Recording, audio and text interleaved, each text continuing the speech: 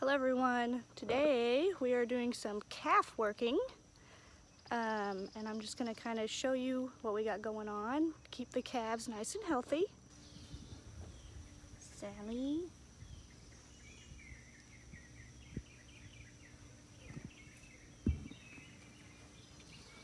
Scarlet. Oh, feisty.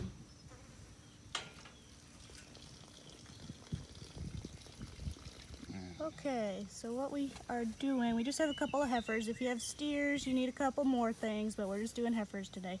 So what we're gonna give them is this to prevent blackleg, and this, which is called 6-way, for respiratory health. And then we're gonna ear tag them. Okay. Push her on it.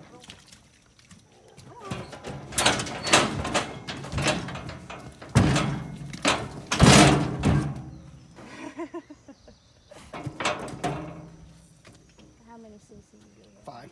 And it's intradermal? It's subcutaneously, sub-Q they call it, under the skin. Okay. Try not to get in your way with it.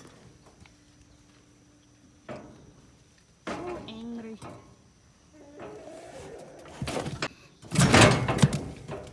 Yep, this is called sub-Q, Yeah. which is under the skin. You just pull the skin out. And there it is. Okay, now we're going to ear tag. And no, it doesn't hurt them. It's like getting your ears pierced. She just looks really mad. And that's Sally. She's all done. Go on, Sally.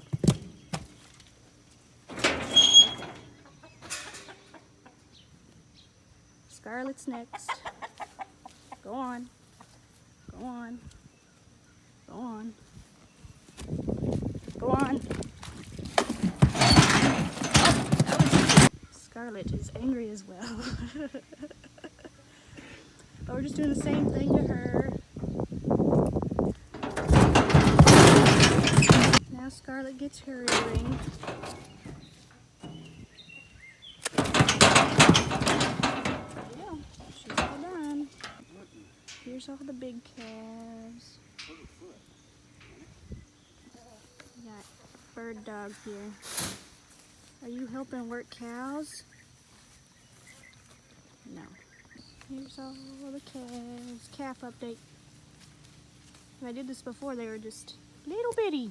Look how big they are now. It's hay season. Lots and lots of hay. Checking our gooseberries. These were planted last year. They're kind of in the hayfield, but there's one.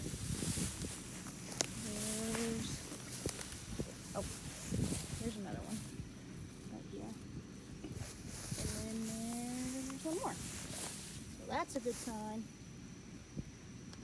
Now, full disclosure, these are not my personal greenhouses. I actually work as a greenhouse manager for a large direct-to-consumer farm.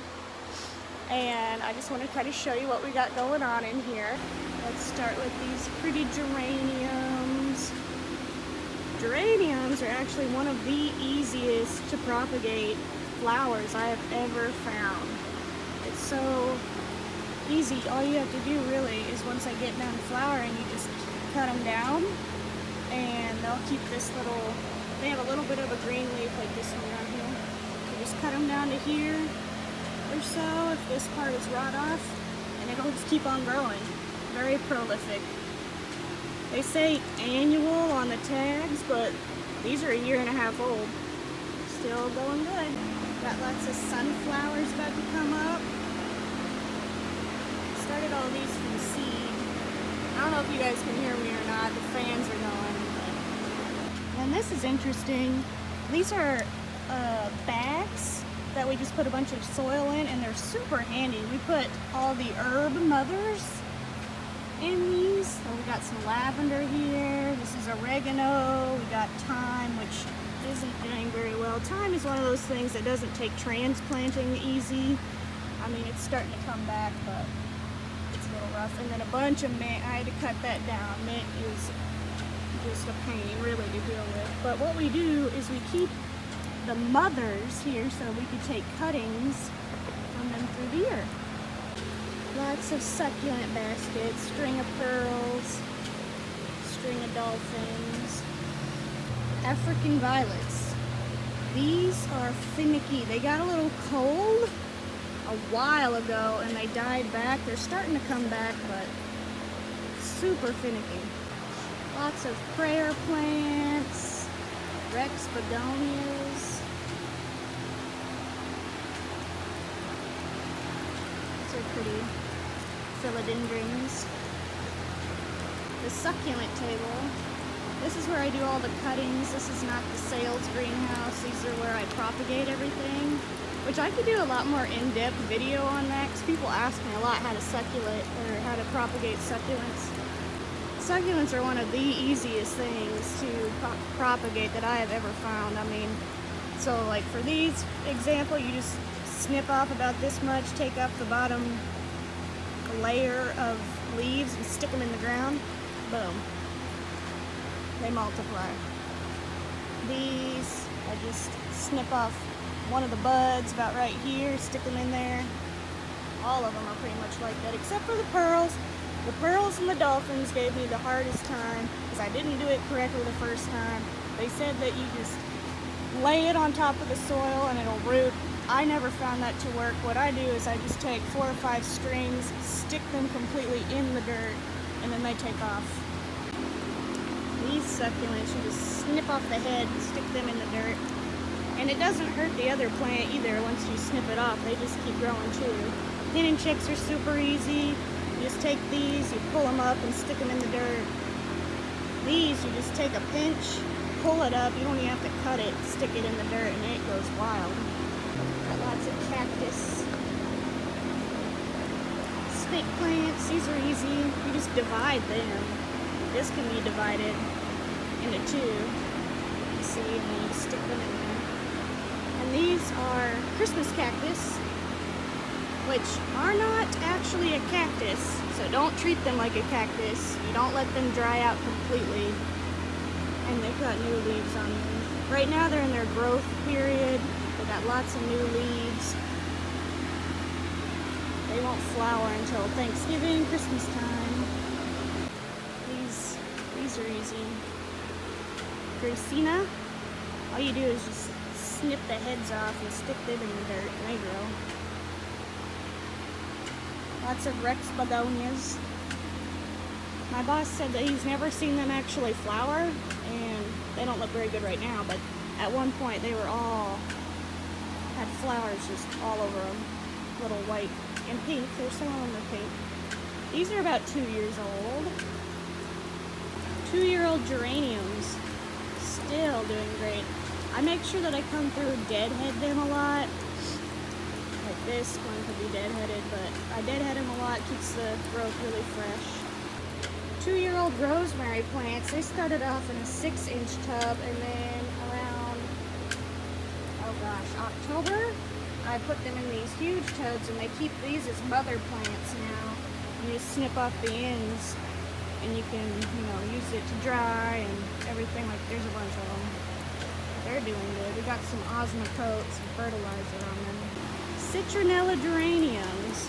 They smell really good. They smell like lemons. This is kind of the end of their season. They have these really pretty little flowers on them, but they smell really good. Just treat them like a regular geranium. And then Wandering Jew.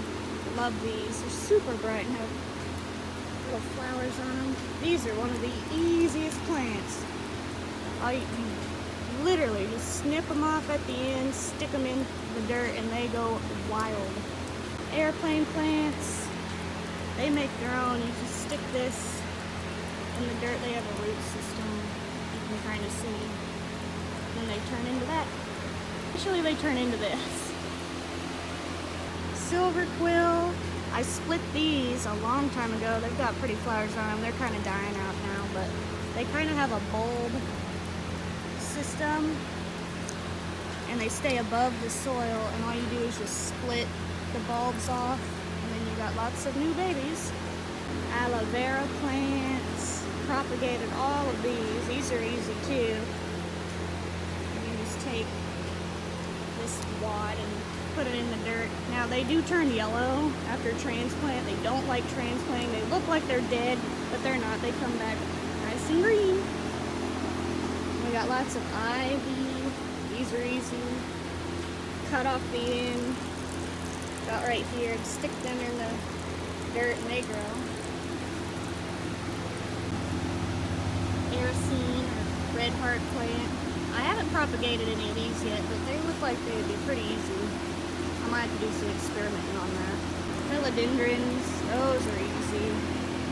Same thing, snip off the end. You can even put these in water and they'll root. That's more philodendrons. These are aluminum plants. These cut to about here. And what I did with these pots is I had like 4 mother plants all together and I stuck about 3 ends into a pot. And I have all of these now. Lots of baskets. These are all from cuttings. The wandering Jew, the ivy, all from cuttings. And they are huge. Yeah, I thought I'd just take you along for a little bit of a greenhouse tour. I could do a lot more in-depth videos on propagating, greenhouse care, everything like that. Just let me know if that's something that you guys might want to see.